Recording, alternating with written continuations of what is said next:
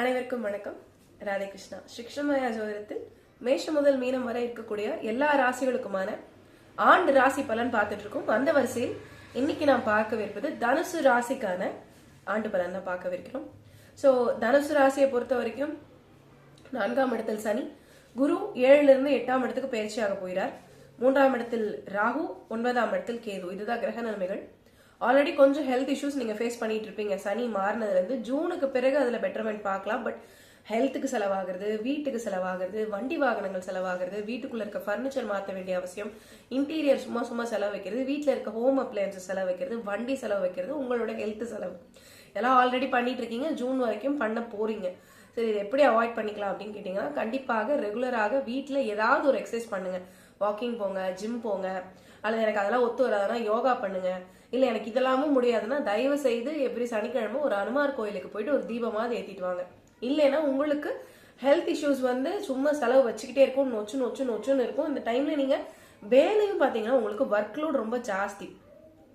ஒன்னா வேலை நல்லா இருக்கு, நிறைய இருக்குன்னா ஹெல்த் கொஞ்சம் ஒத்துழைக்கணும். ஹெல்த் நல்லா இல்லைன்னா அப்ப ஒர்க் லோட் கம்மியா இருக்கணும். ரெண்டுமே உங்களுக்கு இப்ப அமையாது. ஸோ நீங்க என்ன பண்ணுங்க, இதுல ஏதாவது ஒன்று கம்பல்சரி ஃபாலோ பண்ணுங்க. ஜூன் வரைக்கும் இதை ஃபாலோ பண்ணீங்கன்னா கூட அதுக்கப்புறம் கொஞ்சம் பெட்டர்மெண்ட் பார்க்கலாம். அதுக்கப்புறம் நான் விட்டு தான் பண்ண முடியுது, ஏன்னா ரெகுலரா பண்ண முடியலன்னா கூட பரவாயில்ல. பட் ஜூன் வரைக்கும் கம்பல்சரி நீங்க இதை பண்ணி ஆக வேண்டியது அப்படிங்கிறது இட்ஸ் அ மஸ்ட்.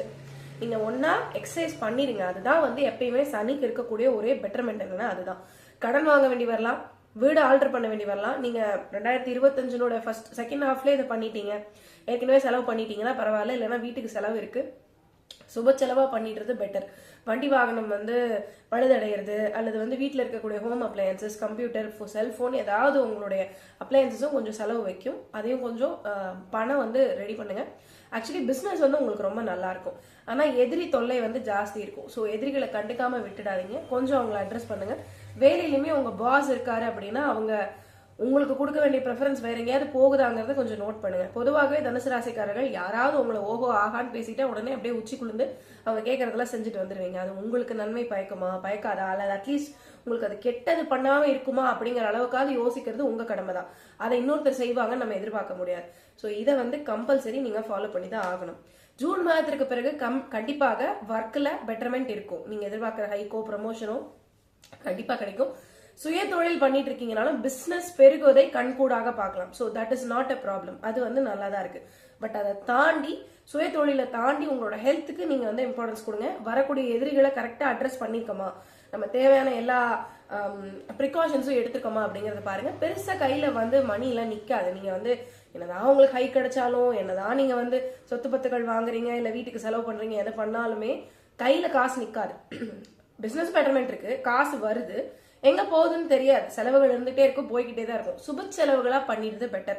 வீட்டுல ஏதோ ஒன்று கேட்கறாங்க, வீட்டுல இருக்கவங்களுக்கு ஹெல்த் ப்ராப்ளம் இருக்கு, பர்டிகுலரா ஒய்ஃபுக்கோ ஹஸ்பண்ட்க்கோ ஹெல்த் ப்ராப்ளம் இருக்குன்னா ஜூனுக்கு பிறகு அதை கொஞ்சம் அட்ரஸ் பண்ணுங்க. 8ஆம் இடத்துக்கு குரு போகும்பொழுது கண்டிப்பாக ஒய்ஃபுக்கு கொஞ்சம் ஹெல்த் இஷ்யூஸ் வரும், அல்லது ஹஸ்பண்டுக்கு கொஞ்சம் ஹெல்த் இஷ்யூஸ் வரும். வீட்டுல இருக்கவங்களுக்கு கொஞ்சம் செலவீனங்கள் பண்ற மாதிரி இருக்கும். அதன் பிறகு அது சரியாகும். முன்னாடியே கொஞ்சம் பாத்துக்கலாம். இப்ப உங்களுக்குமே இப்ப சனி பண்ணிட்டு இருக்க வேலை என்னன்னா, உங்களுக்கு எங்கெங்கெல்லாம் பிரச்சனை இருக்கு, கையில பிரச்சனை இருக்கு, இங்க பிரச்சனை இருக்குன்னு தொட்டு காமிக்கிறார் சனி. சோ நீங்க தொட்டு காமிக்கும் போதே கொஞ்சம் அட்ரஸ் பண்ணி ப்ராப்பரா தண்ணி குடிங்க. இந்த மாதிரியான சீசன்ல தண்ணி ஒழுங்கா குடிங்க. ஃபுட்டு கரெக்டா எடுத்துக்கோங்க. உச்சி குழந்து போய் யாராவது செய்யறாங்க, நல்லது பேசுறாங்க அப்படின்னா அவங்களுக்கு போய் செஞ்சுட்டு காசு இல்லாம நிக்காதீங்க. இதெல்லாம் கொஞ்சம் காஷனா பாருங்க. உங்க ஹெல்த், உங்க பார்ட்னரோட ஹெல்த், உங்க ஃபேமிலியோட ஹெல்த்தை கான்சென்ட்ரேட் பண்ணுங்க. சொந்தக்காரங்க இப்ப திருப்பி பேசுவாங்க. இவ்வளவு நாள் நீங்க பேசாத சொந்தம்லாம் இப்ப திருப்பி ஆஹா ஓஹோன்னு ஒட்டி உறவாடும். எதுக்கு உறவாடுதுன்னு உங்களுக்கு இந்த வருஷ கடைசியில தெரியும். உங்கள்கிட்ட மணி கேட்பாங்க. கேட்டா 50,000 கேட்கிற இடத்துல என்னால 5,000 ரூபாய் கொடுக்க முடியும், வச்சுக்கோப்பா, நீ திருப்பி தராட்டி பரவாயில்ல, கொடுத்துட்டு விலகிடுங்க. கடனா கொடுத்தீங்கன்னா வராது.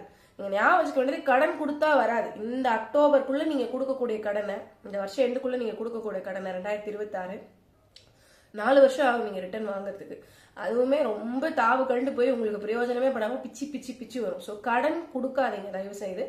அப்படி நீங்க காசு கொடுக்க வேண்டிய கட்டாயம் எனக்கு முடியும், நான் செஞ்சு ஆகணும், நானே நினைக்கிறேன் அப்படின்னு இலகிய மனசா இருந்து செய்யணும்னு வச்சீங்கன்னா சும்மா கூட கொடுத்துருங்க. ஒரு 10,000 20,000 தான் என்னால முடியும், வச்சுக்கோ, நீ திருப்பி கொடுக்கலன்னா பரவாயில்லன்னு கொடுத்துருங்க. அதனாலதான் சொல்றேன், லிக்விட் கேஷ் கையில வச்சுக்காதீங்க. ப்ராப்பரா வீட்டுக்கு, ஹெல்த்துக்கு, மனைவிக்கு, குழந்தைங்களுக்கு நீ என்னென்ன செய்யணுமோ செஞ்சிருங்க.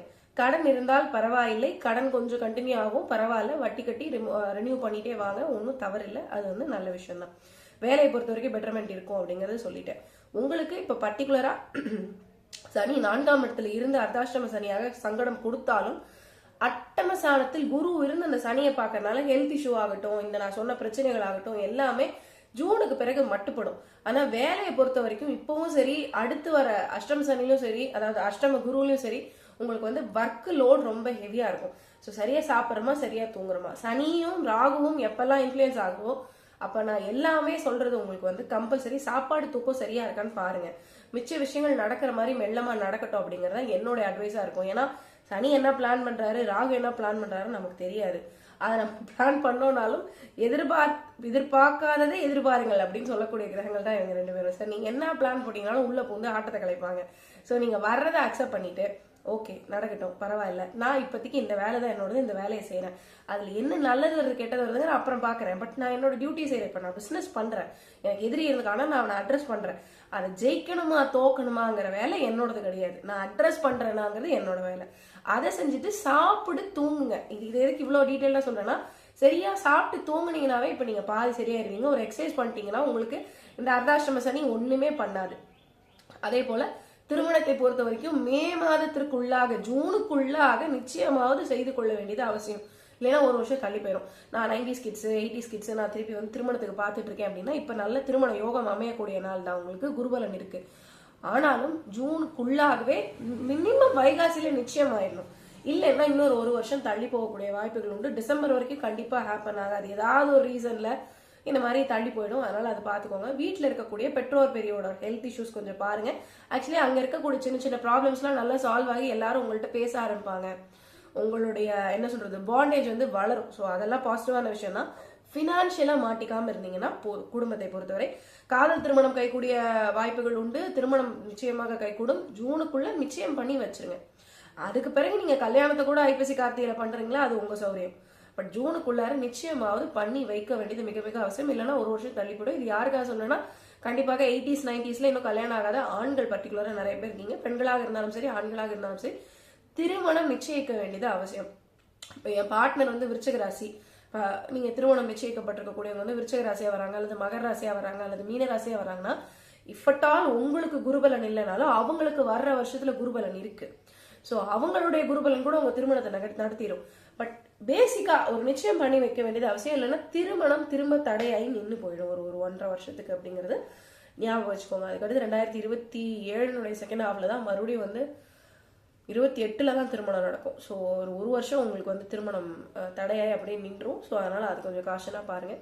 இதுதான் முக்கியமான விஷயம். தனுசை பொறுத்த வரைக்கும் பெருசா பயப்பட வேண்டாம் அர்த்தாஷ்டம சனியை பொறுத்தவரை. ஏன்னா ஒரு வருஷம் குரு உங்களை காப்பாத்திட்ட போற.